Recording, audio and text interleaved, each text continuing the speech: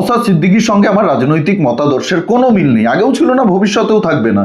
নওশাদ সিদ্দিকী একটা ভিন্ন মতাদর্শে বিশ্বাসী, আমি একটা ভিন্ন মতাদর্শে বিশ্বাসী। এর আগে বহুবার আমি নওশাদ সিদ্দিকীর বহু বিষয় নিয়ে সমালোচনা করেছি, হয়তো ভবিষ্যতেও করব। কিন্তু কিন্তু কিন্তু কিন্তু গতকালকে নেতাজি সুভাষচন্দ্র বসুকে নিয়ে যে নোংরামিটা চলছে এতদিন ধরে, আর এখন তো এই নোংরামি চরম পর্যায়ে পৌঁছে গেছে। এখন নেতাজিকে বিশ্বাসঘাতক বলা হচ্ছে, দেশদ্রোহী বলা হচ্ছে, নেতাজি সুভাষচন্দ্র বসুকে এখন ক্রিমিনাল বলা হচ্ছে। এই বিষয়টা নিয়ে গতকালকে নওশাদ সিদ্দিকী বিধানসভায় নিন্দা প্রস্তাব এনেছে। এই জন্য নওশাদ সিদ্দিকীকে আমি ধন্যবাদ জানাই এবং নওশাদ সিদ্দিকীর এই নিন্দা প্রস্তাবকে আমি পূর্ণ সমর্থন জানাচ্ছি। আর এটা ভেবে আজকে আমার খারাপ লাগছে, আমার লজ্জা হচ্ছে, এতগুলো স্বঘোষিত রাষ্ট্রবাদী বিধায়ক থাকতেও নওশাদ সিদ্দিকীকে আজকে বিধানসভায় এই বিষয়টা নিয়ে নিন্দা প্রস্তাব আনতে হলো। যারা নিজেদেরকে রাষ্ট্রবাদী বিধায়ক বলেন, যারা নিজেদেরকে চিৎকার করে বলেন আমরা রাষ্ট্রবাদী, তারা আজকে এই বিষয়টা নিয়ে বিধানসভায় একটা কথা বললেন না, তারা বিধানসভায় এই বিষয়টা তুললেন না। আপনারা তো তুলতে পারতেন। আজকে অনেকেই বলবেন নওশাদ সিদ্দিকী সুযোগ পেয়েছে তাই সেই সুযোগের সদ্ব্যবহার করছে, বেশ করছে। আপনারা কেন এতদিন সুযোগটা থাকা সত্ত্বেও নেননি? আপনারা কেন এই সুযোগটাকে কাজে লাগাননি? আপনারা কেন চুপ ছিলেন?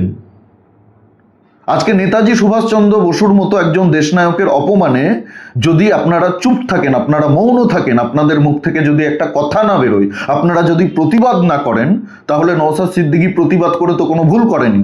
নওশাদ সিদ্দিকী নিন্দা প্রস্তাব এনে তো কোনো ভুল করেনি, কোনো অন্যায় করেনি, বেশ করেছে, ঠিক করেছে। আমি এটাকে পূর্ণ সমর্থন জানাচ্ছি। একবার ভাবুন, যদি মহারাষ্ট্রে কোনো বিজেপির নেতা ভুল করেও ছত্রপতি শিবাজী মহারাজকে নিয়ে কোনো বাজে মন্তব্য করত, তাহলে কি হতো? বিজেপির বাকি নেতারাই চাপকে তার ছাল তুলে দিত। দেখতো না কোন রাজনৈতিক দল করে, কোন রাজনৈতিক দলের নেতা কোন রাজনৈতিক দলের টিকিটে বিধায়ক হয়েছে বা এমপি হয়েছে, সাংসদ হয়েছে, বা কোন রাজনৈতিক দল তাকে রাজ্যসভায় পাঠিয়েছে। চাপকে ছাল তুলে দিত, দলীয় রাজনীতির ঊর্ধ্বে উঠে। আর আজকে আমরা কি করছি? সত্যি আজকে রাজনীতি নিয়ে না আর কথা বলতে ভালো লাগে না। ভারতবর্ষের স্বাধীনতার পর থেকে আমরা দেখে আসছি দুর্নীতি আর রাজনীতি ওই রেল লাইনের ট্র্যাকের মতো একই সঙ্গে চলছে। পাশাপাশি দুটো রেল লাইনের পাত যেমন একসঙ্গে চলে, সেরকম দুর্নীতি আর রাজনীতি একসঙ্গে চলছে। নেতারা দুর্নীতি করবে, নেতারা চুরি করবে, এগুলো মানুষ মেনে নিয়েছে, এগুলো জনতা মেনে নিয়েছে। কিন্তু রাজনীতি করতে গিয়ে যদি সামান্য মূল্যবোধ না থাকে, সামান্য কৃতজ্ঞতা না থাকে, তাহলে আমি বলবো রাজনীতি করার থেকে ওই নিষিদ্ধ পল্লীতে যৌনকর্মীদের দালালি করা অনেক ভালো। ওটা করে খান, রাজনীতি করবেন না। আরে রাজনীতিতে অনেক কিছু সহ্য করতে হয়, অনেক কিছু দেখেও চোখ বন্ধ করতে হয়, এটা আমরা সবাই জানি, সবাই সহ্য করি। চোখের সামনে অনেক অন্যায় দেখেও চুপ করে থাকতে হয় দলের স্বার্থে। এটা নতুন কিছু নয়।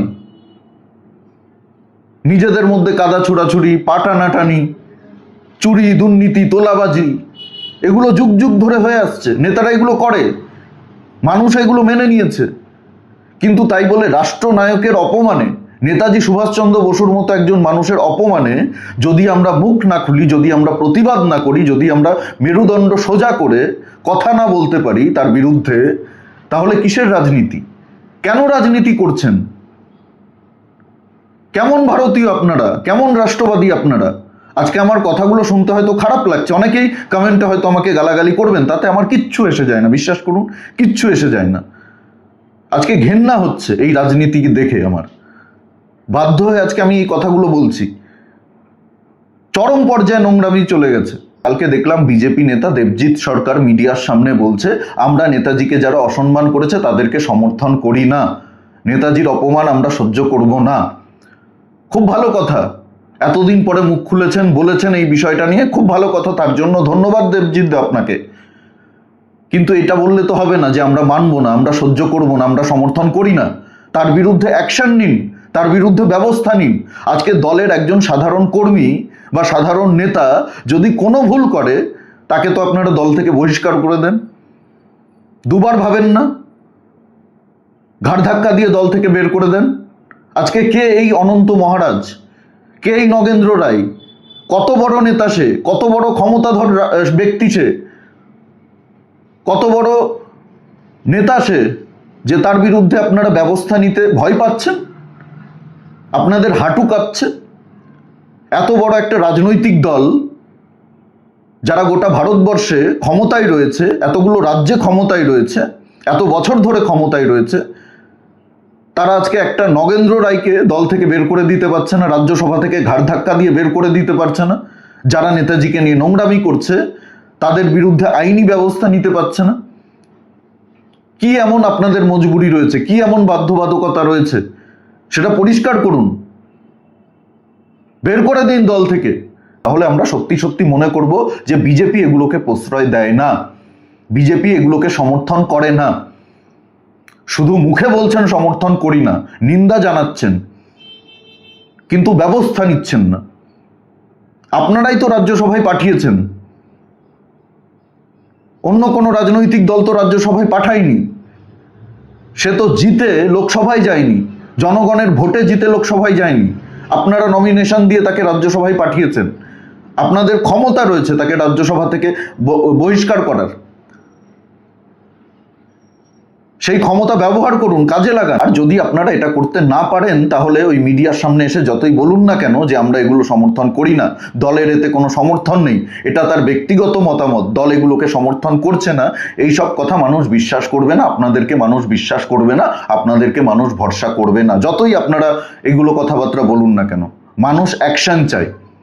যে নোংরামি হয়েছে এবং নোংরামি চলছে, আরো বাড়ছে নোংরামি, আরো সাহস বেড়ে গেছে এই অনন্ত মহারাজের,